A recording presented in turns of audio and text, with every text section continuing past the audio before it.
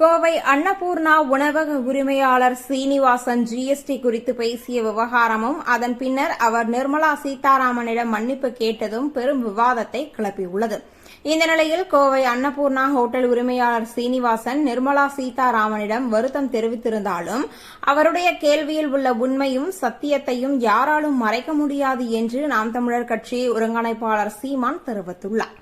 கோவையில் அன்னபூர்ணா ஹோட்டல் உரிமையாளர் சீனிவாசன் ஜிஎஸ்டி குறித்து எழுப்பிய கேள்விகள் தொடர்பான வீடியோ, அதே சமயம் அவர் மன்னிப்பு கேட்ட வீடியோ என தொடர்ந்து வைரலாகி நாடு முழுவதும் அதிர்வலைகளை ஏற்படுத்தியது. சமூக வலைதளங்களில் பேசும் பொருளாக இருந்த இந்த பிரச்சினை தற்பொழுது கொங்கு கள அரசியலில் தாக்கத்தை ஏற்படுத்த தொடங்கியுள்ளது. இதையடுத்து லண்டனில் இருந்த அண்ணாமலையையே மன்னிப்பு கேட்டுள்ளதும் குறிப்பிடத்தக்கது. கொடிஷியாவில் நிதித்துறை அமைச்சர் நிர்மலா சீதாராமன் மற்றும் தொழில் அதிபர்களிடையேயான கலந்துரையாடல் நிகழ்ச்சி நடைபெற்றது. இந்த நிகழ்வில் அன்னபூர்ணா குழுமத்தின் உரிமையாளரும் நிர்வாக இயக்குநருமான சீனிவாசன் பேசிய சம்பவம் சமூக வலைதளங்களில் வைரலானது. அவர் பேசும்பொழுது ஒரே பில்லில் ஒரே குடும்பத்திற்கு வித்தியாசமான ஜிஎஸ்டி போடுவதால் மக்கள் சண்டைக்கு வருகிறார்கள் என்றும் குறிப்பிட்டார்.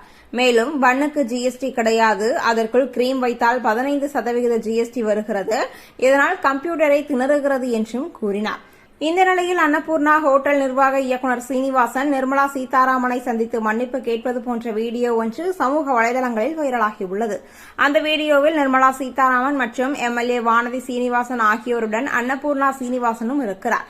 அவர், நான் எந்த கட்சியையும் சேர்ந்தவன் இல்லை, தயவு செய்து மன்னித்துக் கொள்ளுங்கள் என்று எழுந்து நின்று கைகூப்பும் காட்சிகளும் இடம்பெற்றுள்ளன.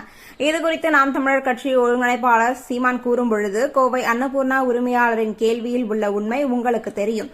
சரக்கு மற்றும் சேவை வரியால் வர்த்தகர்கள், வியாபாரிகள் கடுமையாக பாதிக்கப்பட்டு வருகின்றனர். சட்டை முதல் கடிகாரம் வரை எல்லாவற்றிற்கும் வரி. ஒரு மனிதன் வீடு கட்ட நினைத்தால் கூட வரிதான் கட்ட முடியும்.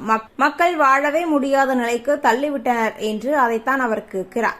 இந்த கேள்வி நியாயம் என்பது நாடெங்கிலும் பரவிவிட்டது. அதை அதிகாரம் பணிய வைக்கிறது.